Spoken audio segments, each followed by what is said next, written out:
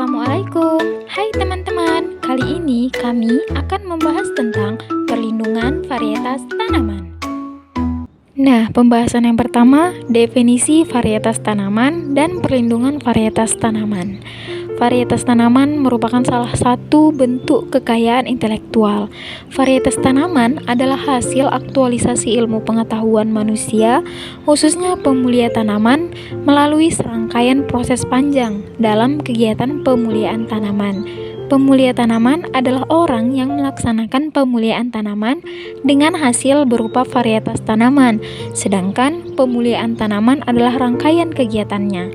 Kemudian, menurut Undang-Undang Nomor 12 Tahun 1992, varietas tanaman didefinisikan sebagai bagian dari suatu jenis yang ditandai oleh bentuk tanaman, pertumbuhan, daun, bunga, buah, biji, dan sifat-sifat lain dapat dibedakan dalam jenis yang sama.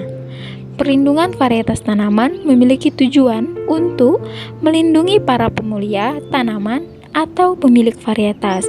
Nah, ini merupakan hak khusus yang diberikan oleh negara kepada pemulia dan atau pemegang hak PVT pada program PVT varietas tanaman.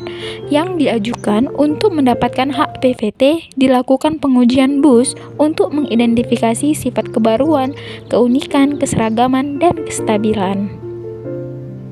Nah, pembahasan selanjutnya mengenai prosedur dan mekanisme permohonan hak PVT. Dalam hal ini diatur dalam Undang-Undang Nomor 29 Tahun 2000 tentang perlindungan varietas tanaman dan dijabarkan lebih lanjut dalam peraturan pemerintah dan permentan terkait.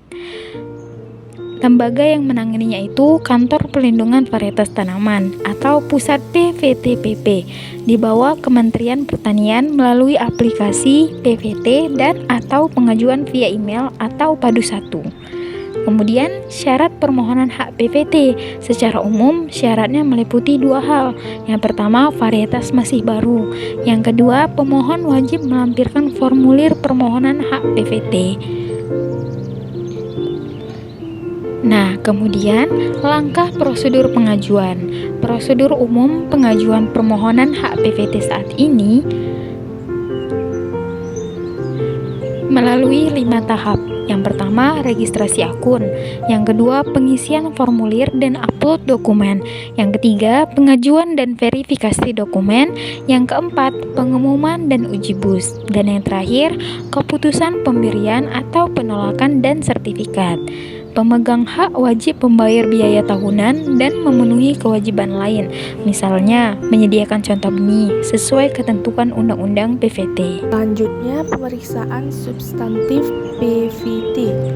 Permohonan PVT maupun hak PVT diajukan oleh pihak yang bermohon secara formal kepada kantor PPVT-PP.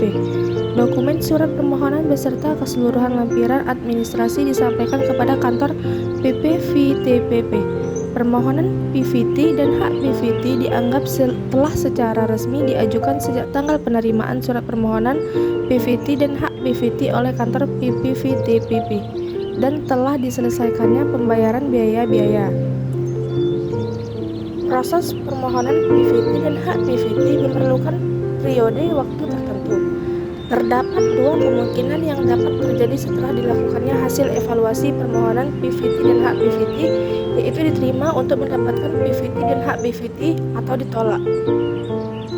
Proses pemeriksaan substantif merupakan tahapan kunci dalam evaluasi kelayakan apakah suatu varietas tanaman layak untuk memperoleh PVT dan hak PVT. Mengingat nilai penting dari tahapan ini, maka ada kemungkinan selama berlangsungnya proses pemeriksaan substantif ditemukan ketidakjelasan atau kekurang lengkapan yang dinilai penting.